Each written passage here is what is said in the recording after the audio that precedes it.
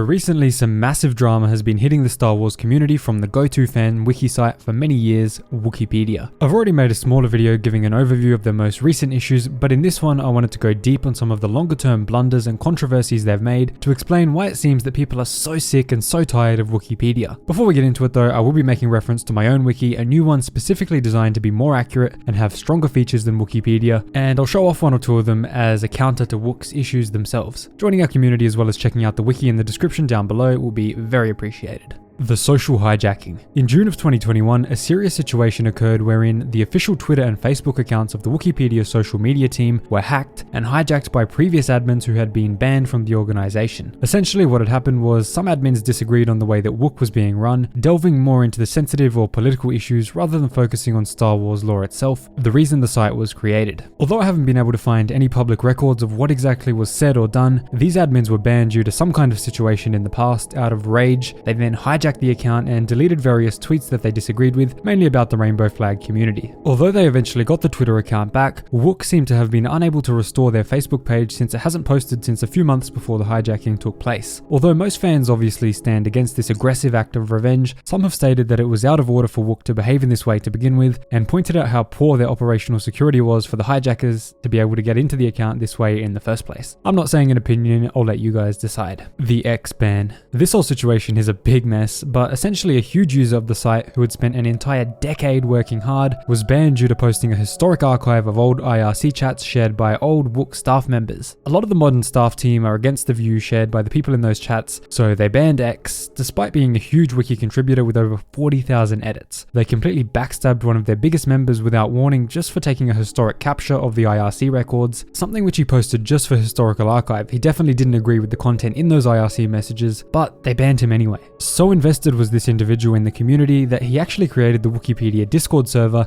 and needed to hand over control to them after they banned him. The community was obviously outraged by this, and X did have his account reinstated. However, he was permanently removed from any role as a moderator as far as I can tell. Eckhart's Ladder talked about the situation on Twitter, where an official member of the fandom staff, the company which owns Wookieepedia, cussed him out and took personal shots which were entirely unprovoked. This entire situation also brought to light the fact that Eckhart's Ladder was kicked from the Wook Discord for allegedly getting hostile with several editors, but no proof of this was ever shared, and Eck calls it misleading. He took issue with the decision, not the people themselves. This individual, Brandon Rhea, the man who works for fandom, has since deleted his Twitter account that he used to attack Eck and has not been seen since, so it's pretty clear that fandom told him to really shut his mouth, especially when he's representing the company. Unfortunately, he has kept his job at the company and is actively taking on public appearances, which is an awful handling of the terrible situation, such unprofessional and downright childish behavior from the VP of Community of Fandom. Editor interpretation. Unfortunately, both in Legends and Disney canon, it's often that two different versions of the same events are told. In order to avoid this, Wook editors try to reconcile the differences between the retcons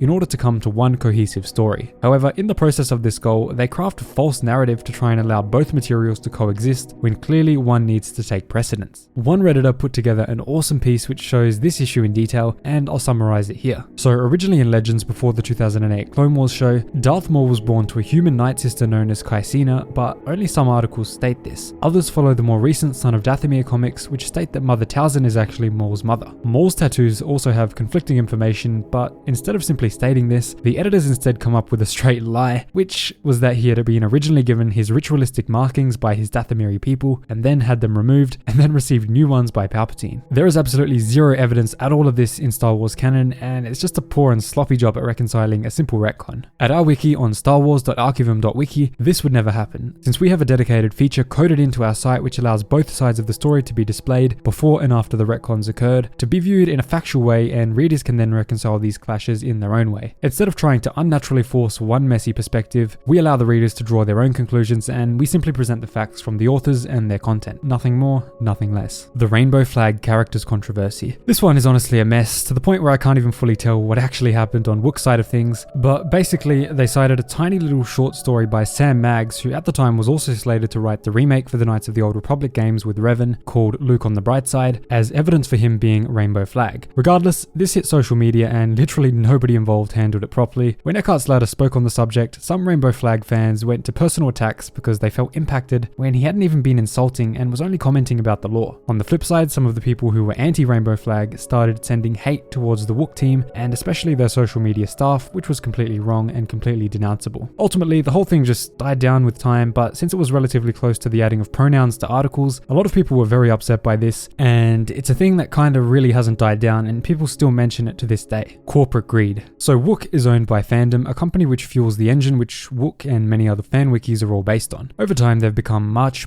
more greedy and not only swarming the site with ads which prevent you from seeing anything, but also annoying pop-ups and even videos which autoplay and don't always close when you click off of them. The original website before Fandom got greedy was way cleaner and also way faster to load due to not being bloated, but now it's a borderline unusable website unless you use an ad blocker. No user should ever feel forced to use third-party extensions just for a website to be viewable properly, and this is so well known of an issue that it's become a meme on places like Twitter and Reddit. As we said before, our new wiki would not have this problem. StarWars.archivum.wiki.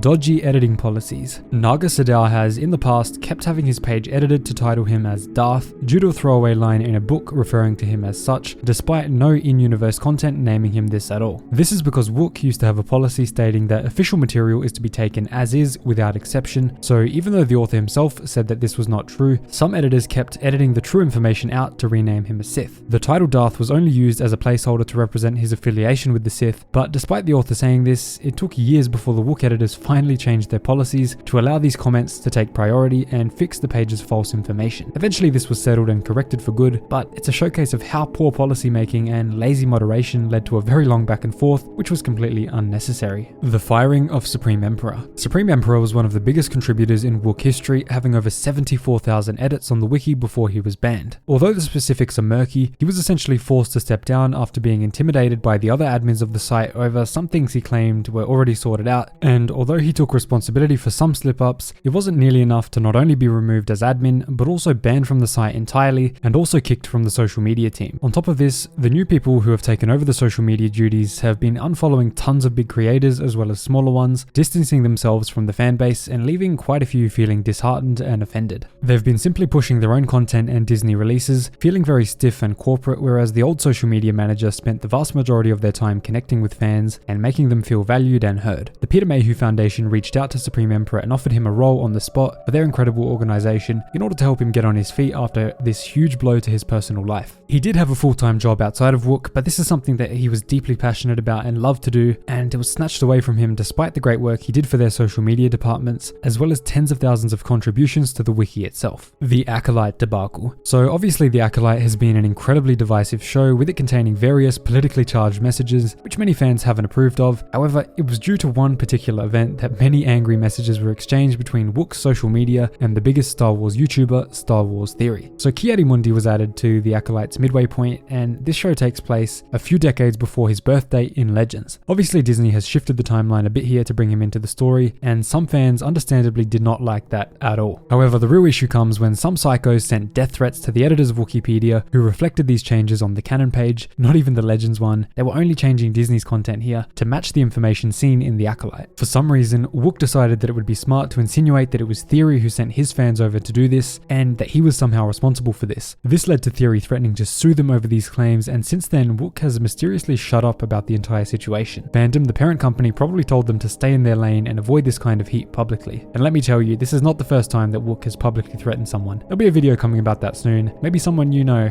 has been threatened by Wookieepedia in the past. So this has been an overview of some of the most significant controversies and issues which has led Wookieepedia to the point that it's at now, where it's had many editors leave the site, lost thousands of followers on social media, and all around is gaining the public image of being greedy and aggressive with corporate ownership from fandom. Our wiki here at StarWars.archivum.wiki aims to solve this through complete accuracy in representing facts, avoiding politics and unneeded drama, and having a much better feature system which prevents this kind of admin infighting and everything that's going on with all this drama. We have multi-appearance editing, spoiler mode, a retcon view, and of course, most importantly, pinpoint referencing. If you want to see more documentaries just like this, make sure you hit that sub button and drop a thank Mr. Plagueis in the comments down below if you enjoyed the video.